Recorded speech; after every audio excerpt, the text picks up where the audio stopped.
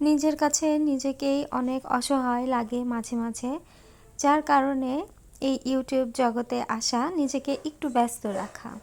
কিন্তু এখন এসে এত দূর এসে মনে হচ্ছে যে আমি আসলে এই জার্নিটাতে মনে হচ্ছে আমি নিজেকে হারিয়ে ফেলছি।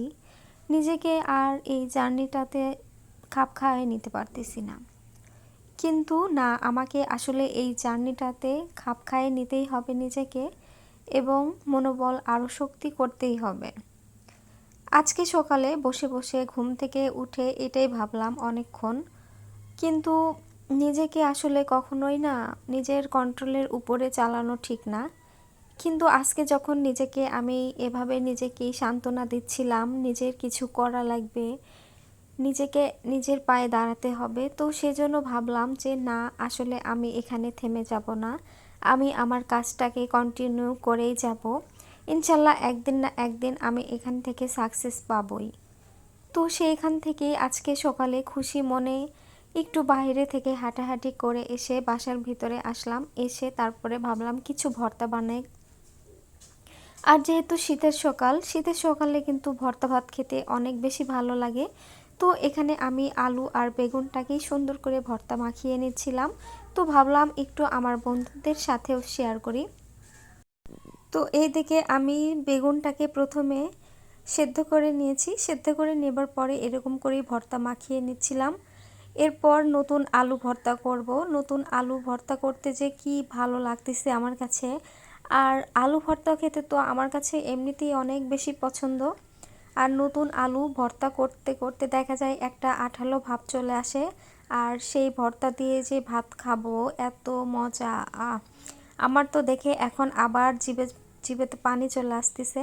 তো এই যে অল্প অল্প করে ভর্তা মাখিয়ে নিছি। এরপর দুপুরের রান্নার প্রিপারেশন করে নিচ্ছিলাম। তো এখানে আমি একটা গাজর কেটে নিছি, বড় সাইজের একটা গাজর। আর এখানে এই যে সিম, আলু, বেগুন আর একটা কাঁচা টমেটো নিছি। নিয়ে সবজি মানে সবগুলো সবজি ধুয়ে কেটে সব কিছু রেডি করে নিছি, মাছের ঝোল রান্না করব।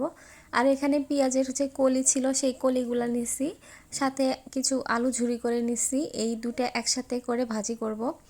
এই শীতের দিনে তো এই কলিটা পাওয়া যায়, আর শীতের দিনেই দেখা যায় এই ভাজিটা খাওয়া হয়। আর আজকে আমি এই ছোট ছোট কিছু ক্লিপস নিয়েই আমি আপনাদের সাথে শেয়ার করছি। আশা করছি আপনাদের কাছে অনেকটাই ভালো লাগবে। আর এখানে আমি রান্নার প্রসেসটা চালু করে দিয়েছি। সুন্দর করে মানে মশলার সাথে সবজিগুলোকে একটু কষিয়ে নিচ্ছিলাম। আর রান্নাটা হচ্ছে একটা আর্ট। এই রান্নাটা যত আপনি কষাবেন তত সুন্দর হবে, রান্নাটা খেতেও অনেক মজা লাগবে।